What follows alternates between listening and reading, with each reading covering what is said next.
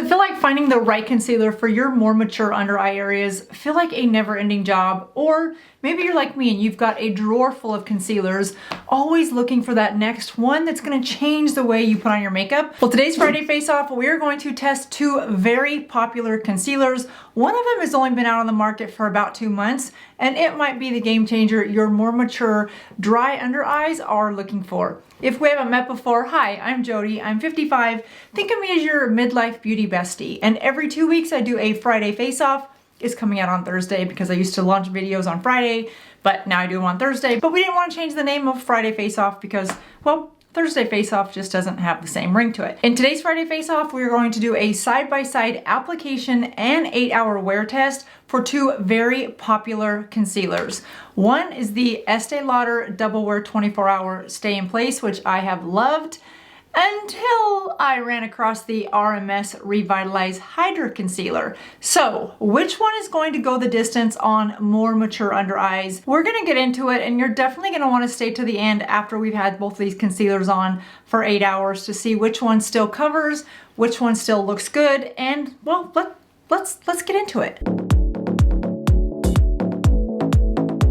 I know for me, finding the right concealer can be somewhat challenging, but I also think that part of the look of a concealer starts with the prep work. If you're not sure how to prep your eyes and then how to apply your concealer and how to set your concealer, I will link a video at the end of this one. I'll also link it down below that walks you through the 4 steps that you really want to use to get the best look long-term for your concealer. There's a prep step that takes place, and that is to moisturize this under eye area, which I've already done. And then the way you apply your concealer is also pretty important. So today we're going to use, like I said, two very highly rated concealers, and I do want to spend a little bit of time talking about what makes them highly rated. The one by Estee Lauder is one that when this first came out, I was a big fan of this. It is $38. It comes in 30 shades, and it has 4.8 stars with over 750 reviews on the Ulta website. This is a full coverage concealer. It has a doe foot applicator, a rather large doe foot applicator. It has a nice curve to this doe foot applicator, which I do like. But it is a thick formula. It dries down to be a soft matte finish, which that's important to know if you like a soft matte finish, or maybe you like a little bit more of a natural radiant finish. This says that it lasts up to 24-hour wear. In the marketing, this also says that it has oil control and immediate moisture. That's a little concerning because anything that says oil control on our more mature skin, if you have dry skin, then oil control can be a challenge because oil control in products have an ingredient called silica. Silica helps absorb the moisture. You also find silica in products that are matte finish. So if you have dry under eye area, something that has a silica in it that is going to absorb the moisture does make this under eye area more dry over time unless you use a hydrating concealer. So if we find that this concealer works better than the RMS, it's important to note that if you've got dry under eye areas, you want to layer a hydrating primer underneath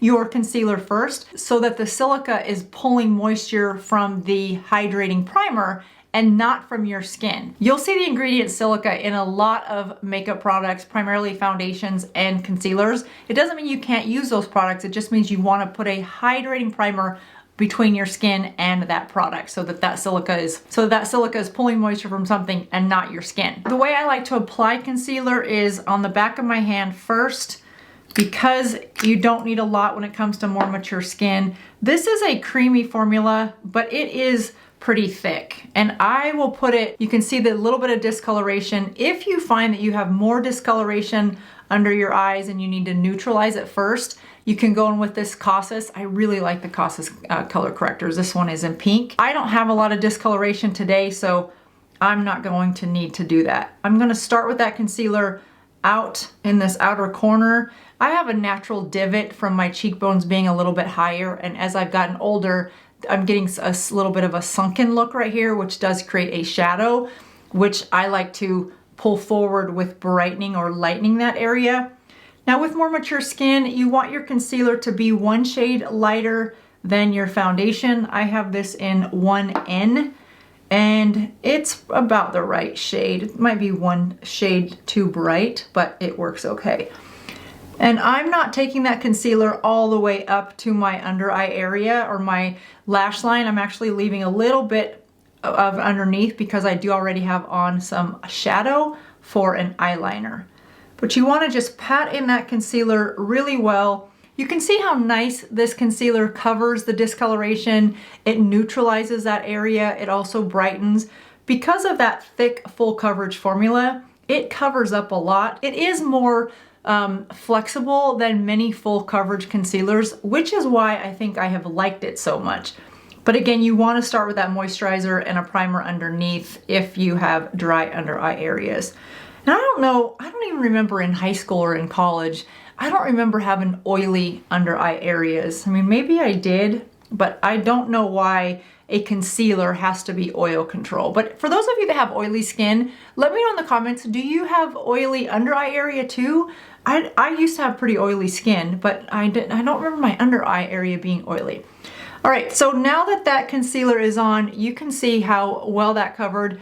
I do feel like it settles into a few lines, but we're gonna walk through that in just a second. I wanna get on the RMS side to give it a point of comparison before we set it with the powder. So now let's go to the new RMS Revitalize Hydra Concealer. This is not a doe foot applicator. This is actually a little tiny brush, which I love because instead of going on the back of your hand, you could go right in on your eye area, which I think I will because it's just small little dots. The RMS Revitalize Hydra Concealer is $35. It comes in 26 shades, so a few shades less than the Estee Lauder. It also has 4.8 stars on the Ulta website with over 200 reviews. It has a lot fewer reviews because it's a far newer product than the Estee Lauder, but it still ranked 4.8 stars, which I thought was pretty impressive. Now, unlike the Estee Lauder that dries down to a soft matte, this one dries down to a satin finish, which I think I like a little bit more. I like a matte foundation, but I don't want this under eye area to look too soft matte. To me, it just looks a little bit drying when that happens, so I prefer my concealer to be a little bit more of a soft matte.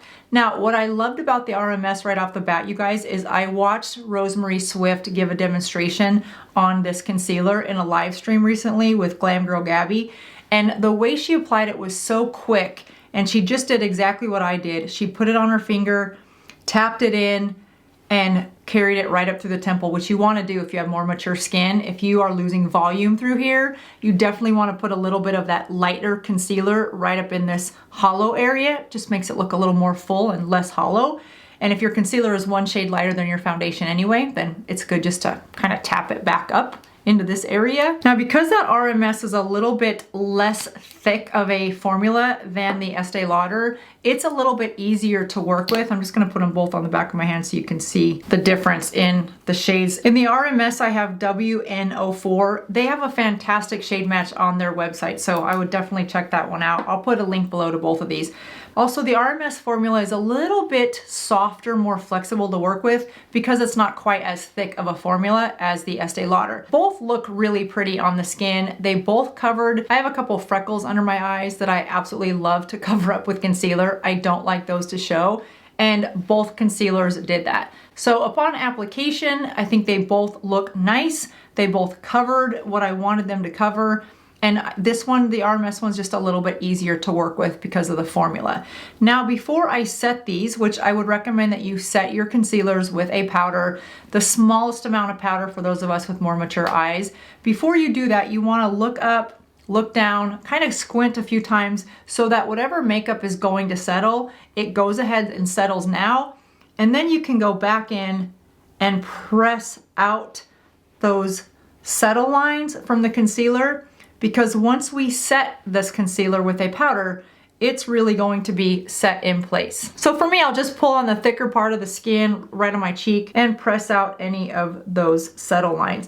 Now, because we have wrinkles or wisdom lines as we get older, those are there. So there will be some settling. I have yet to find a concealer plus powder combo that erases the wrinkle line. So please don't think that the concealer has failed you if once you've put on your makeup, you still have wrinkles. They're going to be there. What you don't want in a concealer is one that A, doesn't cover your discoloration, and B, settles into every single fine line and wrinkle and just makes this area look very crepey. That's, in my mind, a bad concealer. So now that we've got the settling really pushed out of my, and it's kind of unfair for RMS because this eye has one really deep, it has a lot of wisdom lines, but one really deep wisdom line right there.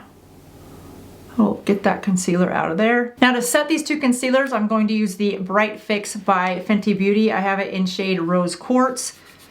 And I like that because it's very, very finely milled. I use just the slightest bit on the back of my finger. You can use a brush for this. If you do use a brush, the one I really love is the N20S by Nikki LaRose. This is a dual fiber brush, and you can see the top of the fibers are super, super thin. All these fibers don't go to the top. There's a layer that sticks up higher that is really fine, small bristles, perfect for under eye powder. But I'm gonna just use my fingers because not everybody has that tool, although I highly recommend it. I'll link that down below if you're interested. But not everybody has that. So I wanna see how these concealers work with just your finger and the product. And really what that powder is doing is just locking in that concealer. Now I will tell you that for the longest time when I first had this concealer, the Estee Lauder one, whenever I put a powder on it, it made it look worse in about 2 hours. And so I would adjust the amount of powder that I would use each time until I found that really the smallest amount of powder worked. If you use just a little bit too much with this, it just looked really cakey. It can be a beautiful concealer. It just gets cakey if you add too much powder. All right, so that is what these two concealers look like side by side on mature under eyes that have wrinkles. There's definitely texture there, but I love the way both of these look right now. Going into the 8-hour wear test, what I will tell you is I like the idea of the RMS over the Estee Lauder Double Wear for more mature skin if you have dry skin, because this one does not contain silica, which is known to pull out moisture because of its oil controlling properties. This contains it and it's pretty high on the ingredient list. I think I would have loved this one when I was in my 20s and probably 30s. I don't not like it now. I've been using it pretty regularly because I like a very, very beautiful, smooth, flawless complexion underneath my eyes. Meaning I don't like any discoloration. I don't like it to be a lot lighter. I don't like my freckles to show. So I like a more full coverage. But I really like the way this one looks, and we'll see how these two wear in 8 hours. I'll check back with you guys so we can see which one wears better, and then we'll know which one wins the Friday face-off for our more mature skin. Now, if you've seen any of my videos, you know I am not new to trying out concealers. I've tried everything from e.l.f. to Maybelline to Gucci to Prada to Valentino. I've tried them all. Clé de Peau used to be one of my favorites, and still is for really special occasions. It's just a little bit of a thicker formula. It's almost like a chapstick formula, but I used to love it. However, technology is improving and formulas are improving, and the ingredients in these formulas is what I've really been paying closer attention to. So not only is this one cruelty-free and vegan, it doesn't contain any of those ingredients that are pulling out moisture or drying my skin as the day goes on. And I have to think that if you are using an oil control ingredient day after day after day, yeah, is it making the under eye area even more dry? And one of the things that Rosemary Swift said of RMS Beauty is that's why she's very careful with the ingredients that she puts in her product. So really impressed with RMS. I'm glad that it's now available in Ulta for those of you that live in the US, that you can have access to Ulta, because it just makes RMS products a lot more accessible to us. But I should mention, these videos are not sponsored. You guys, my Friday face-offs are not sponsored. In fact, hardly any of my videos are sponsored. I think out of 620 videos, maybe 2 are sponsored. You will always know if it's a sponsored video, it will say it's sponsored by a brand. I don't typically do sponsored videos by a brand because of this reason. I want to show you what the products do, or in some cases don't do. And I hope in this case, what they don't do is make us look older, right? I'll see you guys in 8 hours. All right, let's jump back in and see how we did. I just put on a little bit more lipstick because my lipstick had not held up very well throughout the day, but I think everything else is doing all right. All right, let's zoom in and take a look at these two concealers. They, you know, I think they both look really nice still. They look flawless. I don't feel like either one of them have really worn down. I don't feel like there's purple or discoloration peeking through. I don't feel like my freckles are peeking through. And I don't feel like they've really settled. I do think that this side, which was the Estee Lauder side, I had to double check. I do feel like I can see a few more the beginning of discoloration. Now this says it's 24-hour wear. We don't need to know that, not at 55 years old. I don't need my concealer to last for 24 hours, but I do need it to last for 8. And I think, would I give this a thumbs up? Yeah, I would say it held up pretty well for 8 hours. I think this side, the RMS side, looks more like it did in the beginning of the experiment. So 8 hours ago, I feel like it wore better than the Estee Lauder Double Wear. Here's my thoughts on these, you guys, as I'm looking a little bit deeper in these in the mirror.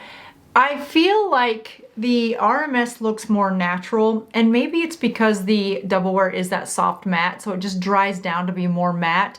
And I don't love that look on my under eye area. I want that under eye area to look more hydrated and satin finish versus a soft matte. I think because there are more wrinkles there, that's where I would like that to look a little bit fresh and dewy versus dry and matte. So RMS gets a star for outperforming the time I think that these have been on. RMS also gets a star because it's cruelty-free. Estee Lauder is not, so there's a check. And RMS has hydrating ingredients and does not have drying ingredients or oil control ingredients, so that's also a star. And Estee Lauder Double Wear does, so that's a check. So this is a no-brainer for me.